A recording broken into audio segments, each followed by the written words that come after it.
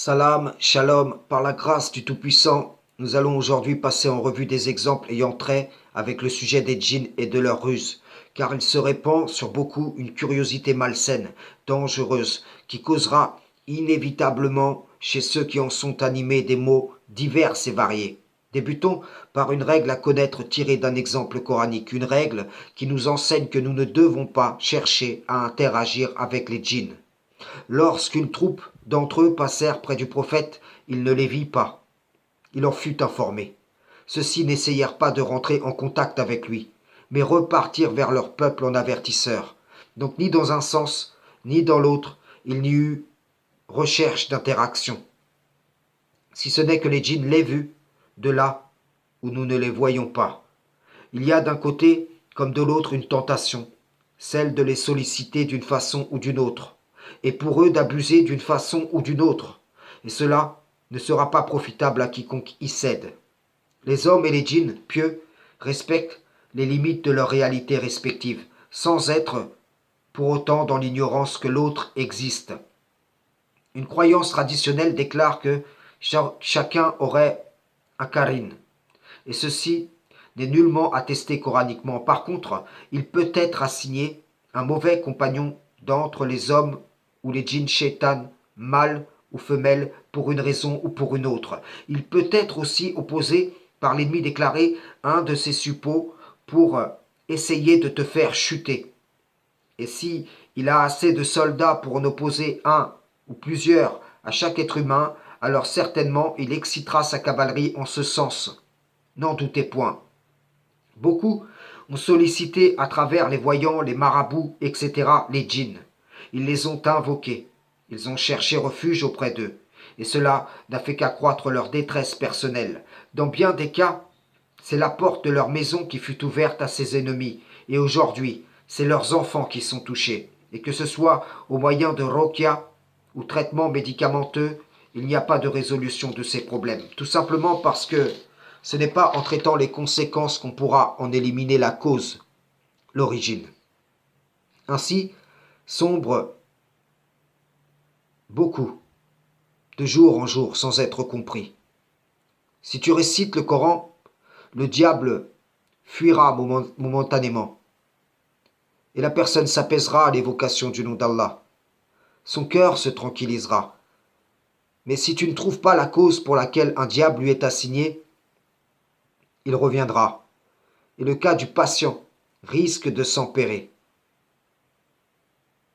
Pareillement, l'Occident en général nie l'invisible, et donc il donne des noms de maladies mentales à des types de possession, schizophrénie, bipolarité, etc.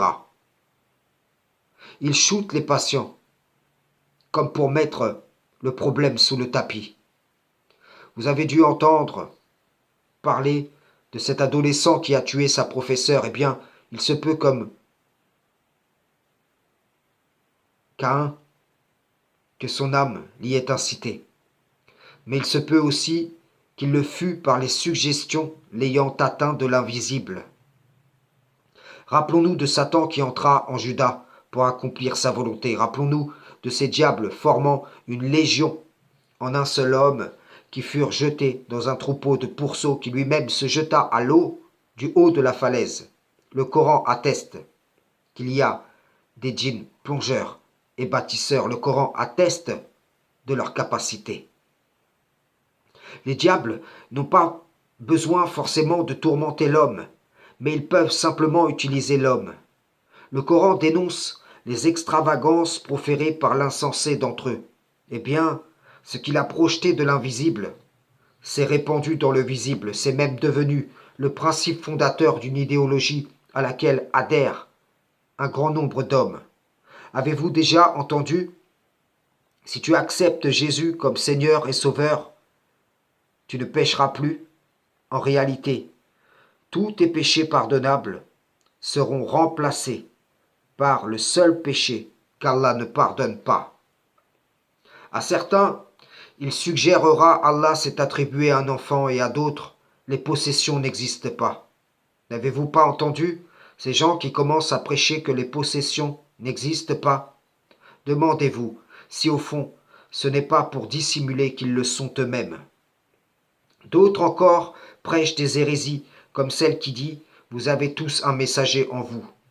Cette théorie rejoint dans son but celle qui dit « Vous avez tous un Karin en vous ». Comprenez que quiconque a accepté l'une de ces idées a ouvert la porte de son intériorité à des djinns shaitan. Réfléchissez. Si par vos croyances vous acceptez que chacun d'office a un djinn en lui, ne vous étonnez pas de devoir y être confronté. Par la ruse, en vous faisant adopter cette croyance, l'ennemi va vous charger d'un diable que vous penserez devoir soumettre, dont la présence sera à vos yeux légitime, et vous inculquerez cette croyance à vos enfants, les mettant dans une position de faiblesse, pour la simple raison que via cette croyance, vous acceptez la présence d'un diable auprès de vous. Donc si vous dites Seigneur, protège-moi de leurs suggestions, protège-moi de leur présence à proximité de moi, ne vous étonnez pas que cette invocation n'ait aucune incidence. Réfléchissez, c'est comme si quelqu'un frappe à votre porte. Vous le faites entrer, tout en disant Seigneur, fais-le sortir. Il y a contradiction entre votre comportement, ce que vous acceptez et ce que vous demandez. La plus simple des logiques exigerait de vous que vous ne le laissiez pas entrer et que vous invoquiez Allah pour qu'il l'éloigne de votre porte. Rendez-vous compte, via une croyance erronée, c'est tous les membres d'une communauté qui peuvent être atteints. Et ceci est un indicateur que Satan a une influence monstrueuse sur ce monde. Je ne peux aborder toutes les ruses, mais je conclurai tout simplement en disant « Prémunissez-vous, faites attention à vos enfants, ne consommez pas ces vidéos de Rokia, de paranormal, d'hypnose, de télékinésie et tout ce qui y est apparenté. Mettez en garde ceux qui vous sont proches. Craignez Allah de la bonne crainte, aimez Allah du bon amour. Si quelqu'un est atteint auprès de vous et qu'il est ouvert à se faire aider, alors ne l'abandonnez pas. Car ce qu'il souffre aujourd'hui, vous n'êtes pas à l'abri d'avoir à le souffrir demain.